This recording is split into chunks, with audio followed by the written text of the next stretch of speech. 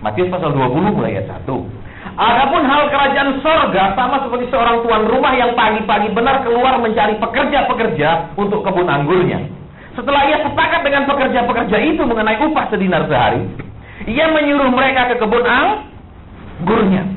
Kira-kira pukul 9 pagi ia keluar pula dan dilihatnya ada lagi orang-orang lain menganggur di pasar. Katanya kepada mereka, pergi jualah kamu ke kebun anggurku dan apa yang pantas akan kuberikan kepadamu. Dan mereka pun pergi. Selanjutnya saudara tahu ceritanya. Saya nggak akan baca di situ, tapi kita akan lihat sekarang kebenarannya yang pertama. Saudara perhatikan di sini, ya. Dikatakan apa? Hal kerajaan surga sama seperti seorang tuan rumah yang pagi-pagi benar pergi mencari pekerja untuk kebun anggurnya. Sebenarnya saudara terjemahan bahasa Indonesianya bukan tuan apa, bahasa lainnya bukan tuan rumah, tapi seperti pemilik perkebunan, the owner of an estate. Ya, tapi ini diterjemahkan jadi tuan rumah, saudara ya. Nah, itu kelemahan bahasa kita ya. Tapi karena akan lihat sekarang kenapa. Pertanyaannya adalah, mengapa si pemilik kebun ini, saudara, selalu saudara keluar dan keluar? Ini yang jadi pertanyaan. Ya, saudara tahu menurut hukum Taurat Perjanjian Lama, sampai hari ini pun orang Israel, saudara perhatikan, dan banyak gereja-gereja seperti di Eropa ya, yang menganut sistem tradisional itu menerapkan hukum Taurat secara hurfiah. Artinya, saudara, kalau kebun anggur ataupun sawah ladang itu dipanen satu bagian cuma satu kali. Saudara perhatikan. Jadi apa? Misalnya panen anggur sekitar ini, kebun yang bagian sini dipanen satu kali saja. Besok tidak boleh datang lagi ke tempat yang sama untuk memanen sisanya. Saudara perhatikan. Kenapa? Karena Perjanjian Lama mengatakan kalau dipanen satu kali selesai, sisanya yang belum matang, sisanya yang belum masak, itu diserahkan untuk orang miskin, janda-janda, anak yatim piatu yang akan mendapatkan makanan dari sana. Itu Perjanjian Lama. Saudara perhatikan. Jadi ini kenapa, saudara? Mengapa orang ini, saudara, berkali-kali keluar? Ya.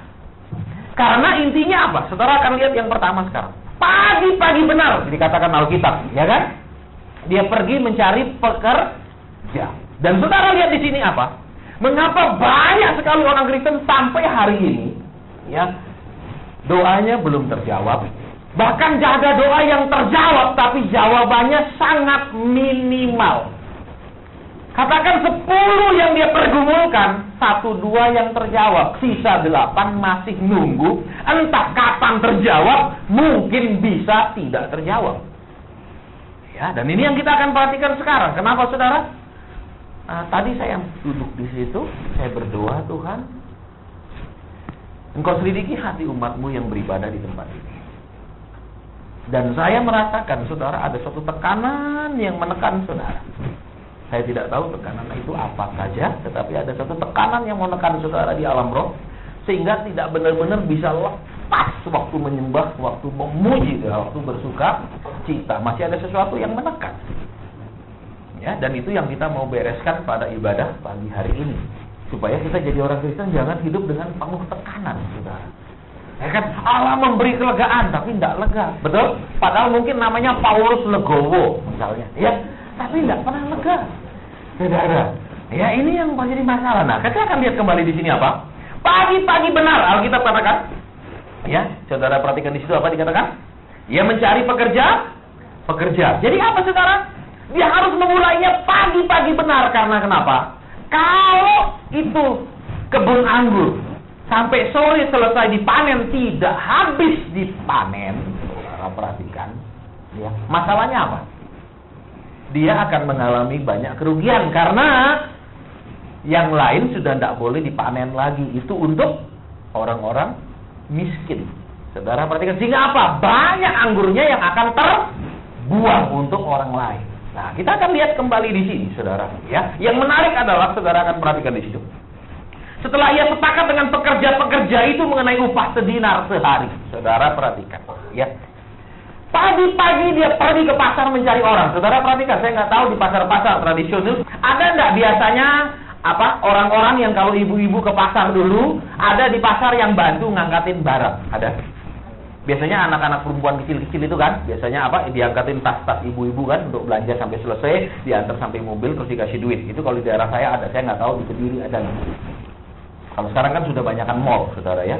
Kalau mall sudah nggak pakai orang-orang yang nganter-nganter saudara. Ya, kalau zaman dulu seperti itu. Nah, kemarin kita lihat dulu di sini apa, saudara.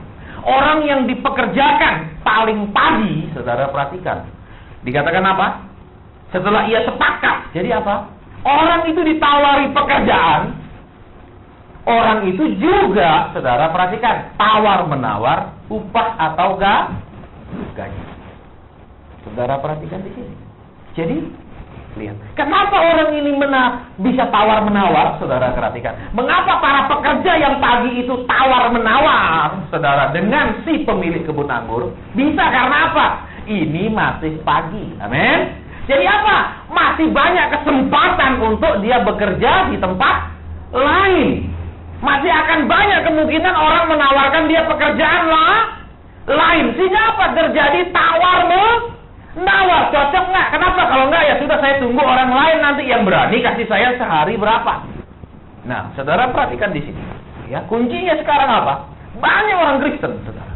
Ya, katanya Tuhan, katanya firman Tuhan, bahwa kita tidak akan kekurangan sesuatu pun yang baik. Betul kata firman? Tidak akan kekurangan sesuatu yang baik. Betul? Tapi banyak orang Kristen, saudara, ya, itu bisa kekurangan yang baik apa? Di rumah tangga berantem.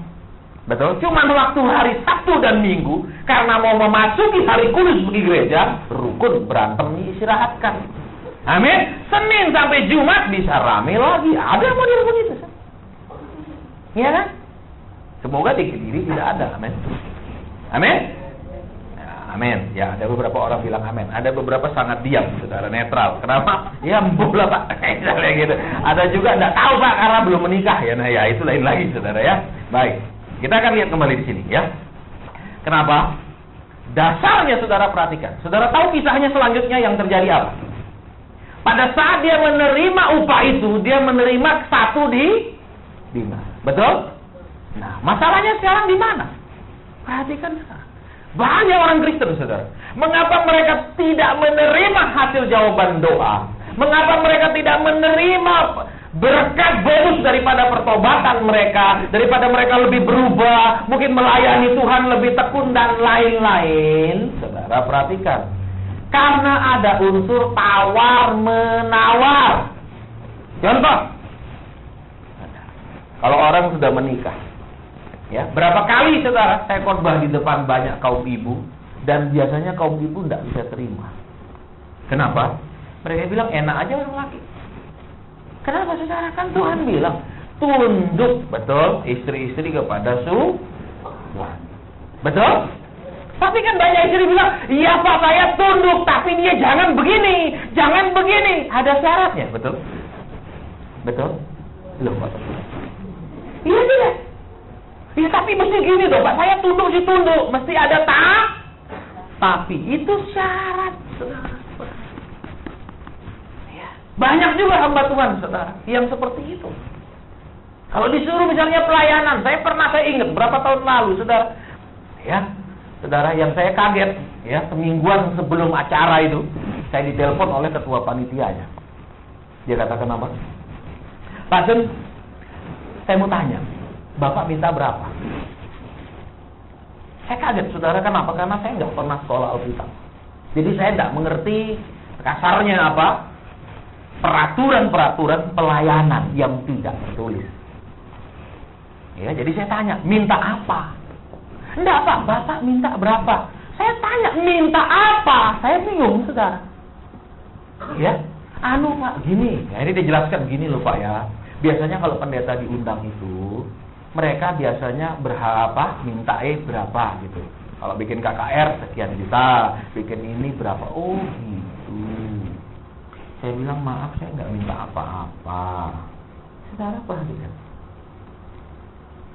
Kalau saudara dan saya punya syarat sama Tuhan, saudara hanya akan menerima persis seperti yang saudara sudah sepakati dengan Tuhan, nggak pernah lebih. Tolong diperhatikan. Bisa ditangkap maksud saya? Bisa? Tapi kalau saudara dan saya tidak pakai syarat sama Tuhan, saudara terima lebih daripada yang saudara bisa harapkan dan pernah harapkan. Saudara coba perhatikan sekarang yang bekerja pada waktu jam 5. Ya, dengan hanya bekerja 1 jam, pernahkah dia akan berharap terima banyak? Kalau kita normal, saudara coba, saudara bantu, katakanlah, maaf kata, saudara kerja cuma bantu orang sehari. Normalkah saudara berharap akan terima gaji sebesar sebulan? Tidak normal. Jadi secara alamiah kita akan merasa apa? Ya paling dapatnya sekian. Amin. Amin. Lihat, lah orang ini saudara perhatikan, ternyata dapatnya lebih dari yang dia pernah harapkan dan bayangkan. Betul? Betul.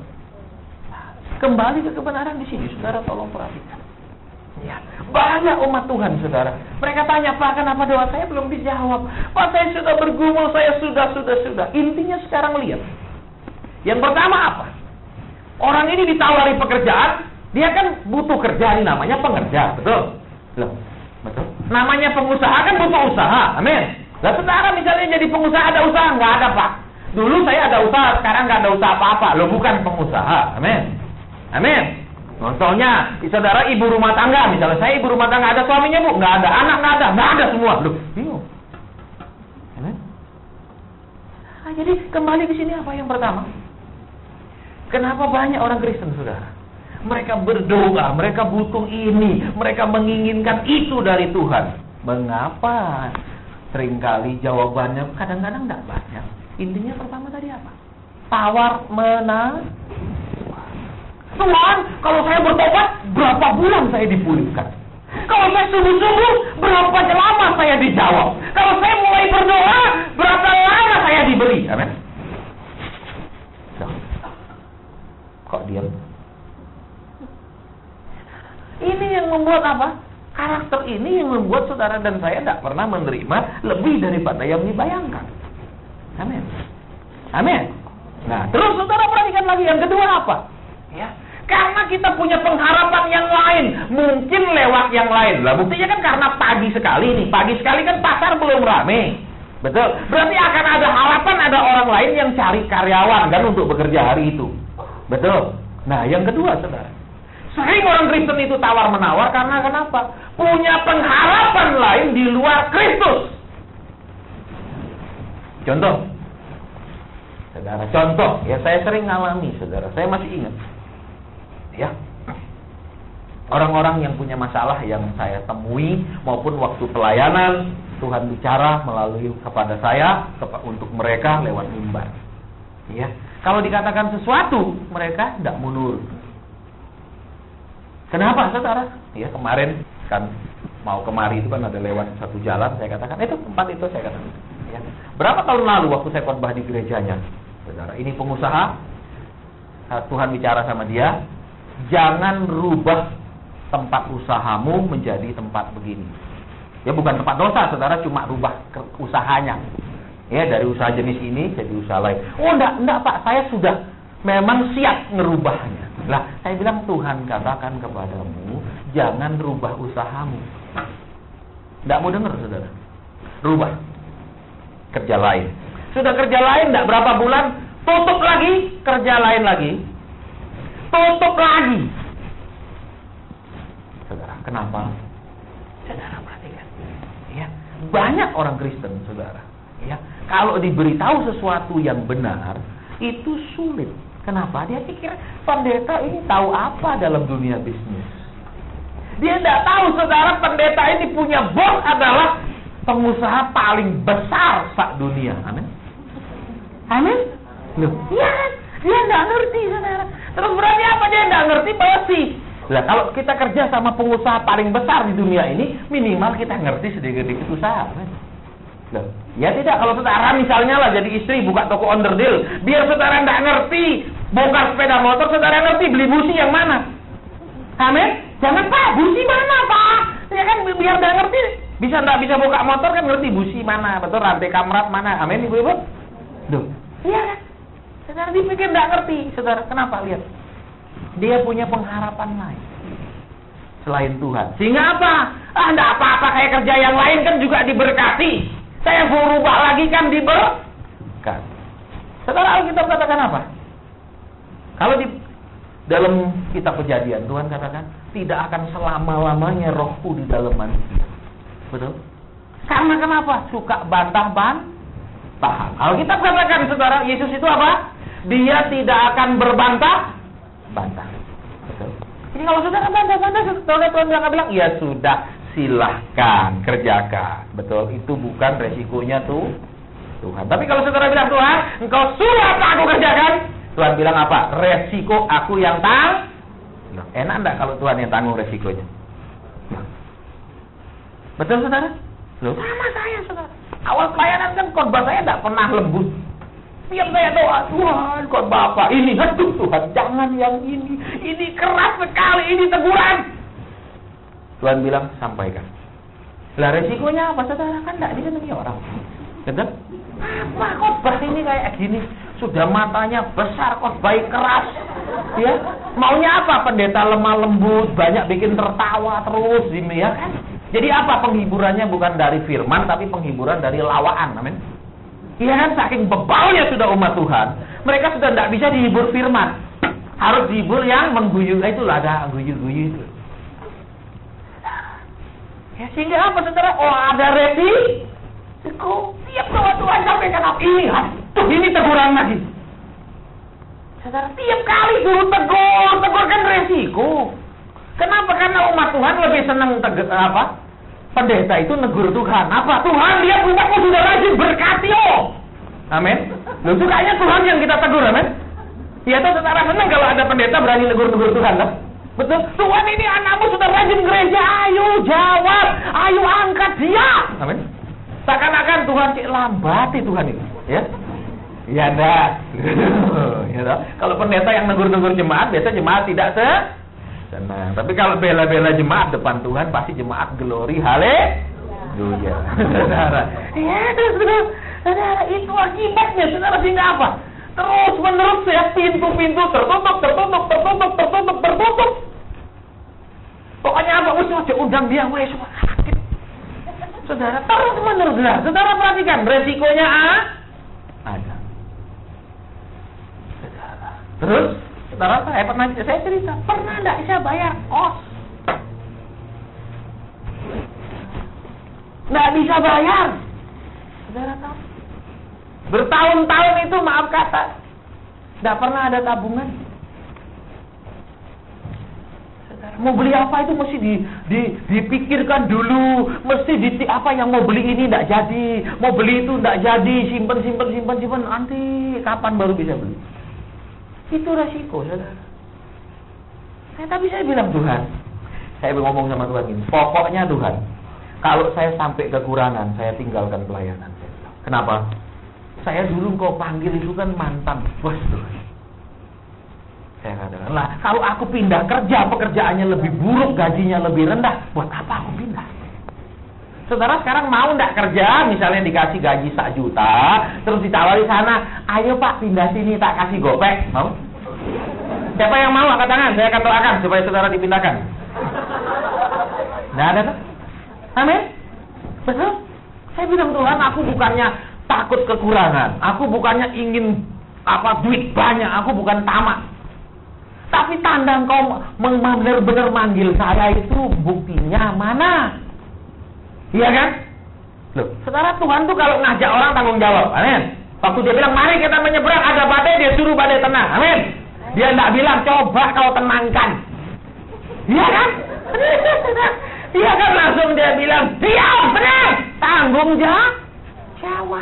Terus lihat, waktu dia bawa orang Israel keluar dari Mesir, saudara tahu mereka bawa roti, saudara, yang tidak beragi, kira-kira bawa rotinya bisa berapa ton per orang? Paling sedikit, betul? Kira-kira 2-3 hari habis rotinya, amin. Oke lah, mungkin ada bawa gandum sedikit, ada bawa apa, tak bulan lah. Sisanya makan apa? Coba. Tuhan tanggung jawab, kenapa? Kasih mana, amin. Nggak ada air, Tuhan bilang itu ngomong sama bukit batu, suruh keluarkan air, amin. Duh, iya tidak?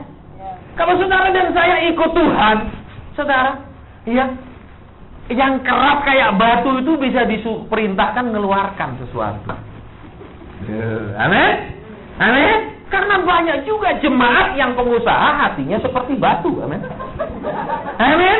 Saudara-saudara, gedung tempat ini mau dijual lah, biarin tempat ini dijual. Ojo dipikirin, itu ukuran urusan gembala, men. Iya dong, itu membatu. Nah, kalau kita nurut Tuhan, bisa bilang apa? Keluarkan. Amin. Kira-kira batu itu bilang, begitu? Tidak. Begitu? Tidak ada. Langsung dia mengeluarkan, ayo coba, saudara. Kadang-kadang saudara tahu, ya, orang Kristen ini hatinya lebih keras dari batu, betul? Betul? Ayo keluarkan kebencianmu, buang, nggak bisa. Sudah terlalu sakit, terlalu lama, terlalu banyak kali. Amen. Nah, agak diam. Luar biasa hadirat Tuhan mencengkram. Saudara, perhatikan di sini kembali. Ya, Tuhan tanggung. Sehingga apa? Pernah memang saudara, saya ngalami tidak bisa bayar, tapi tidak sampai diusir. Kenapa? Tuhan bilang tenang, nanti ada duitnya, bisa bayar lagi. Bisa bayar lagi. Tuhan bilang apa? Aku yang panggil, aku yang tanggung. Jawab. Saudara, kalau Tuhan bilang seperti itu, tapi kita kadang-kadang tidak nangkep. Saudara, itu yang berbahaya. Baik, kita lanjutkan. Sekarang kembali ke sini. Ya, jadi apa satu? Jangan tawar-menawar sama Tuhan. Tuhan misalnya suruh diam. Tunggu.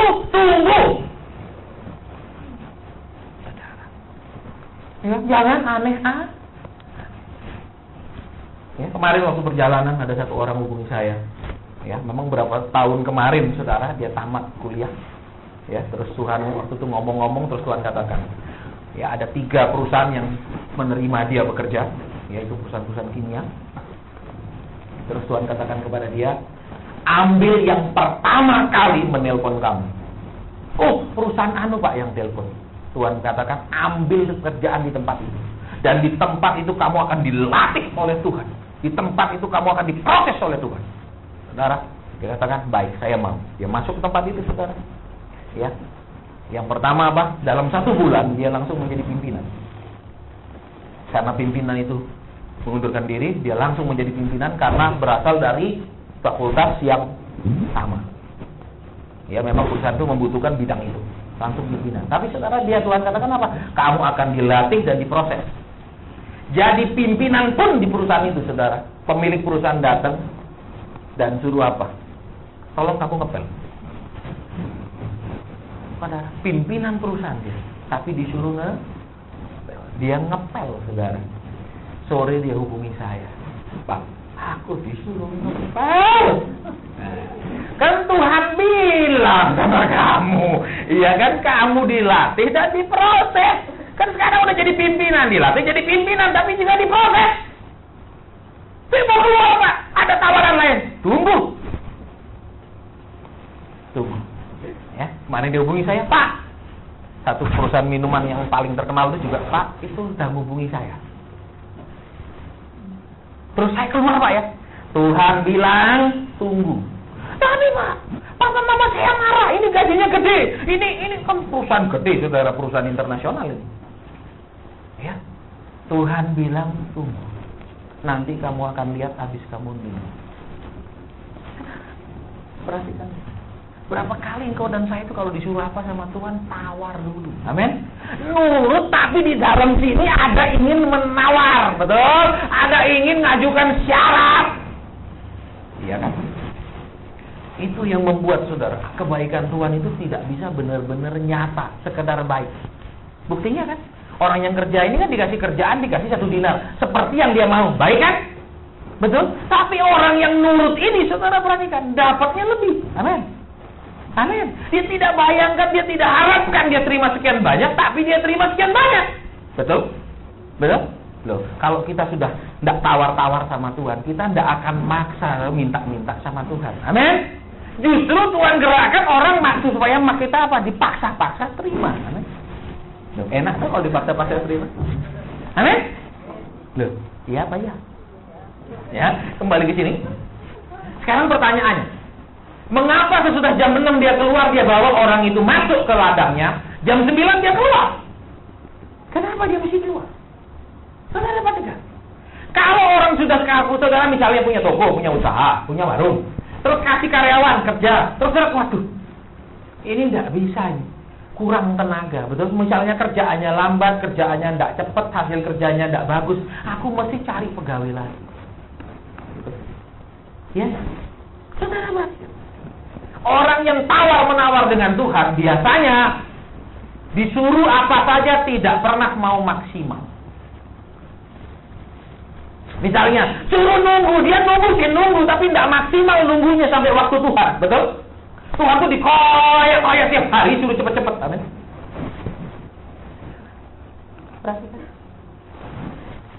Makanya jam 9, saudara perhatikan, dia bawa orang kerja, dilihatin toh, betul? Lah kalau gini lambatnya kerja, kalau gini kerjaannya, sampai sore ladangku tidak akan beres, aku mesti cari pegawai lagi supaya beres, amin.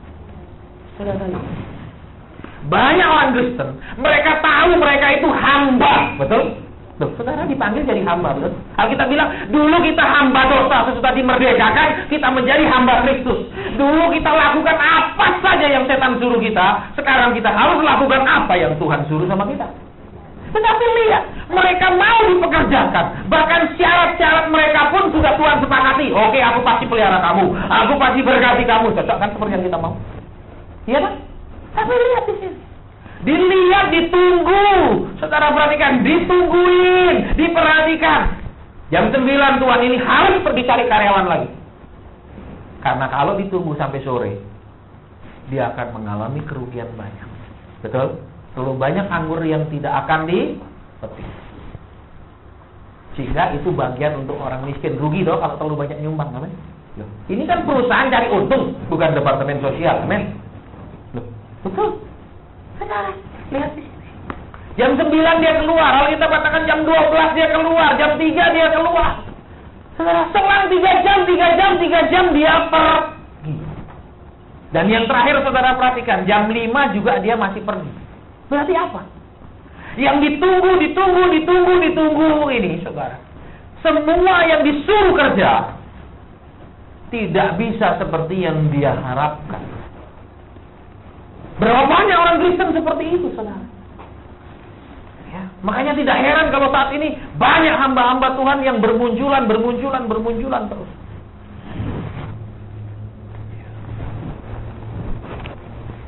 Kenapa? Bahkan sekarang apa? Tuhan tidak pakai orang tua, betul? Tuhan pakai anak-anak, betul? Kenapa? Karena kalau semua orang tua itu, saudara, kebanyakan mikir dulu, pertimbangan dulu, tak renungin, tak minta peneguhan, amin?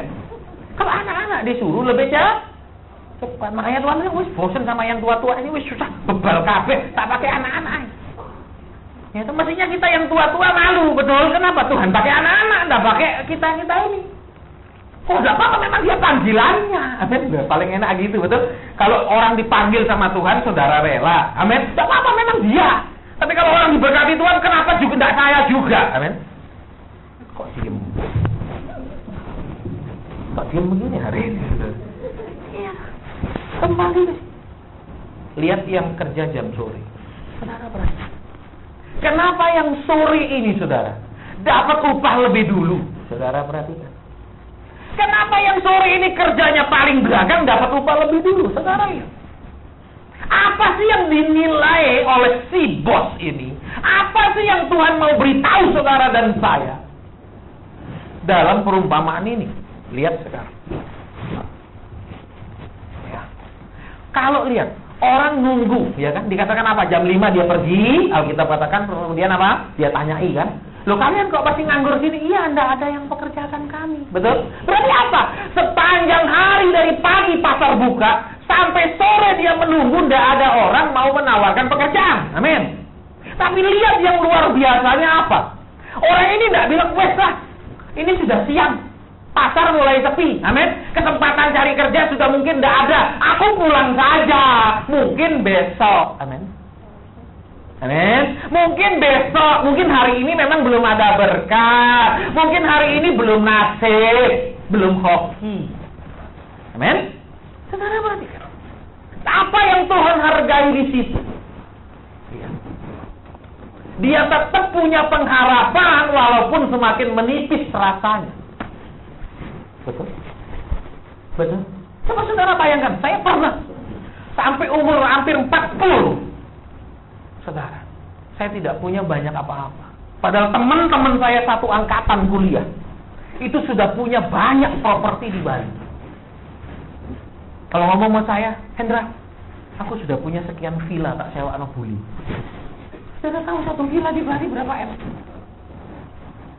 Itu teman satu kelas, saudara, sama-sama kuliah. Lah aku ikut Tuhan ini dapat apa? Saudara, pernah saya protes, Tuhan, aku ikut engkau jadi apa ya? Dapat apa ya? Kok teman-teman gue sudah jadi-jadi, aku jadi apa? Bilang jadi monyet ya enggak terlalu baik juga. Betul? Iya enggak? Tapi Tuhan bilang apa? Tunggu. Pokoknya tunggu. Loh, enak kan? So, sebentar disuruh gitu, ya tunggu, tak tunggu, tapi kapan? Ayo jelasin dulu. Loh, ya enggak. Mesti dijelaskan dulu. Betul? Saudara perhatikan dulu. Orang ini sementara dia tunggu dari pagi sampai sore. Pengharapannya semakin menipis. Tapi dia tidak putus asa. Dia tetap nunggu, tidak pulang. Amin. Dia tidak bilang, nanti aku pulang aja, bilang sama istriku, mah belum ngopi hari ini, besok mah. Betul? Saudara dan saya lihat di sini. Sering Tuhan tidak menemukan orang-orang seperti si penganggur ini karakter. Kenapa? Banyak orang, Pak, saya belum ada usaha tetap, saya kerjaannya belum mantap, tidak apa-apa. Persis seperti penganggur ini, saudara. Ya kan, penganggur ini kan tidak pasti nganggur nih.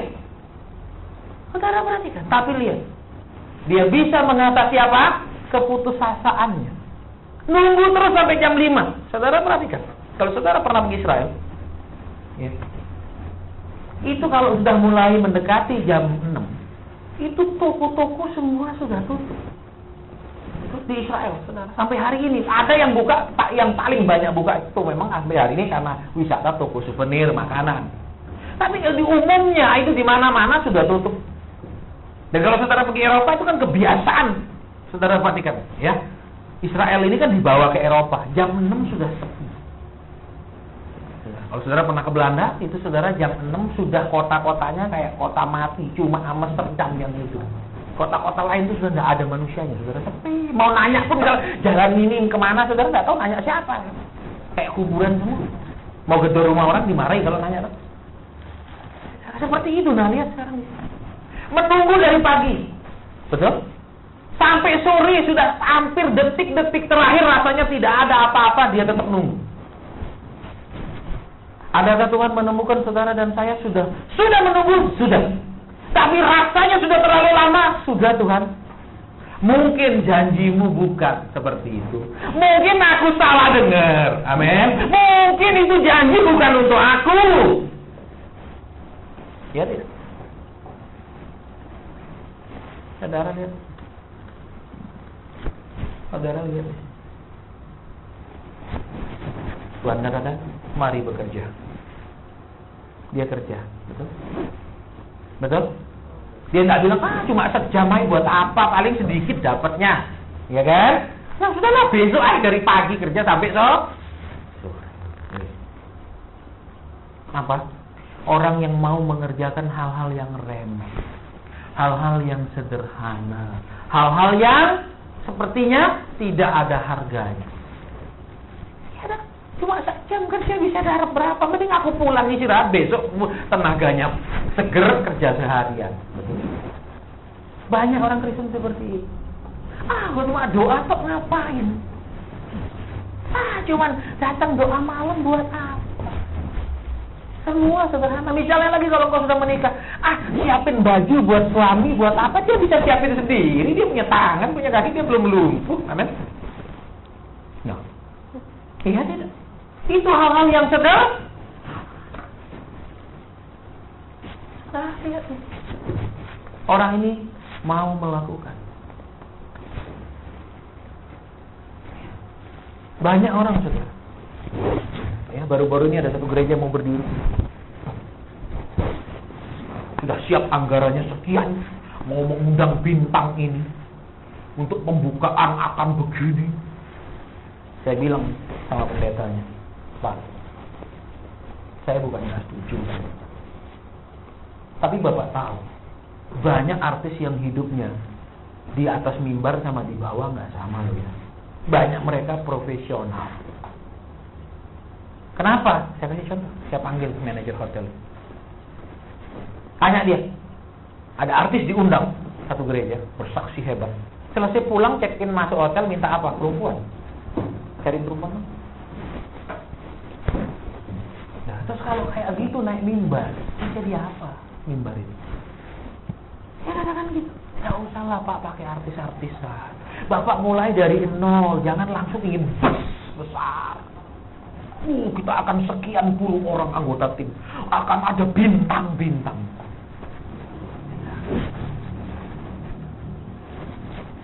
Gereja tidak didirikan karena ketenaran. Gereja didirikan karena Kristus.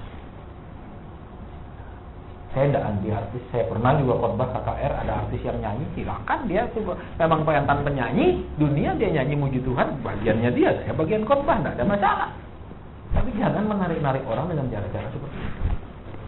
Saudara tahu kalau saudara pergi Israel, di zaman Tuhan Yesus, di kota Kaisaria, itu sampai hari ini ada teater yang bisa nampung sekian ribu orang.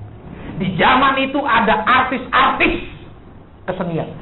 Yesus tidak pakai satupun di antara mereka untuk membuat orang datang kepadanya. Ya, makanya kalau saudara besok, makanya ya nanti di sini kalau ada jemaat mati, kebetulan dia mampu, jangan nyanyikan lagu Oh Yerusalem, kota mulia, terus hatiku rindu ke sana. Jangan dinyanyiin itu. Kenapa? Buktinya bisa pergi sana seumur hidupnya tidak kepingin pergi. Tidak usah dinyanyikan. Amin. Itu bohong. Ya. Loh, kecuali maaf, saudara memang penghasilannya itu cukupnya untuk makan sehari-hari saja, tidak banyak lebihnya, ya tidak salah. Betul? Memang kepingin pergi, tidak bisa pergi. Tapi kalau bisa pergi, tidak kepingin pergi, ojo dinyanyikan lagu itu, amin. Tuhan bilang bohong, amin. Uangnya cuma disimpan bank, beli mobil, tak, tidak pernah ingin ke situ, amin. Kok ya, makanya saudara kalau punya duit, punya uang lebih, pergilah. Ya kan? Kita melihat, oh ini tempat Tuhan Yesus dulu disalibkan, biar rohaninya lebih tumbuh juga. Jangan menghayal. Betul, Tuhan bilang sudah, terus kamu murid kesayangan, tidak usah wis, lu jadi uang, kayak gitu, gitu. Atau enggak, mana pengusaha, misalnya kan, rombongan yang ikut Tuhan Yesus kan kaya-kaya, betul kata Firman. Sini, oh tuh 2 dinar nih. Halo. Tuhan tidak ajar pergi minta-minta. Lawan putus asa. Lawan apa? Perasaan pengharapan yang sudah semakin menipis, semakin tidak mungkin. Waktu yang sudah semakin berlalu. Kesempatan yang rasanya sudah hampir tertutup. Dia menunggu. Dan Tuhan itu menawarkan dia kerja. Betul? Betul? Belum. Kembali. Terus pertanyaannya, kenapa? Saudara perhatikan sekarang pertanyaannya, kenapa? Ya, dia ini disamakan dengan orang yang bekerja dari pagi. Pertanyaannya gitu, saudara perhatikan. Kalau saudara setia, misalnya pun saudara tidak ada pekerjaan, misalnya pun pekerjaan saudara, usaha saudara pas-pasan, selama engkau bisa menang melawan keputusasaan, menang melawan rasa ingin nyerahmu, nyerang daripada peperangan-peperangan perasaan itu juga Tuhan anggap engkau sedang bekerja. Saudara, bekerja apa? Engkau sedang berperang melawan perasaan-perasaan itu. Upahnya sah. Kalau engkau pun misalnya hari ini engkau masih nunggu kerjaan, hari ini engkau masih nunggu jawaban, upahnya sama. Dengan yang kelihatannya sudah melayani, sudah kerja, sudah punya pekerjaan, sudah punya usaha, tenang. Kenapa? Tuhan memberi cukup. Lihat. Bahkan yang paling pertama dipanggil dia. Panggil dulu yang paling terakhir. Amin. Lihat. Bukan kekerjaanmu yang dilihat Tuhan. Bukan pelayananmu, keaktifanmu cari duit atau apa yang dilihat Tuhan. Tapi peperangan rohanimu di dalam itu yang lebih bernilai. Jadi biar suamiku kayak gini tidak apa-apa. Layani tetap dengan baik. Ya toh, biar dia punya penghasilan dari aku nikah sampai sekarang nggak pernah belikan aku berlian, nggak apa-apa. Nanti di surga tembok dari batu permata. Amin? Loh, iya toh. Dia nggak biar sampai hari ini lantai nggak pernah bisa diganti daripada misalnya semen. Nggak apa-apa, nanti surga lantainya dari emas loh. Ya. Itu loh peperangan melawan roh-roh kecewa, roh putus asa. Itu yang Tuhan nilai. Terus apa? Dipanggilnya lebih dulu. Lihat. Loh, coba terus lihat. Yang dipanggilnya belakangan berarti apa? Waktu dipanggil kan masih kerja dulu, masih kerja lah kan. Baru sini sudah gajian jamnya. Ya kan? Lihat, kerjaannya ini lebih panjang. Betul? Yang ini coba baru mulai kerja, dipanggil lebih dulu, berhenti kerja dikasih upah. Loh, double. Coba, sekarang lawan keputusasaan, lawan yang tidak mau nunggu, lawan yang sudahlah mungkin begini, mesti begini, tunggu.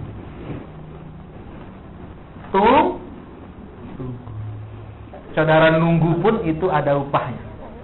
Saudara dari pagi sampai sore kerja, dengan nunggu dari pagi sampai sore upahnya sama. Jadi saudara nunggu sekarang janji Tuhan, nunggu waktu Tuhan. Saudara tetap berdoa, berharap. Itu hitungannya nanti ada.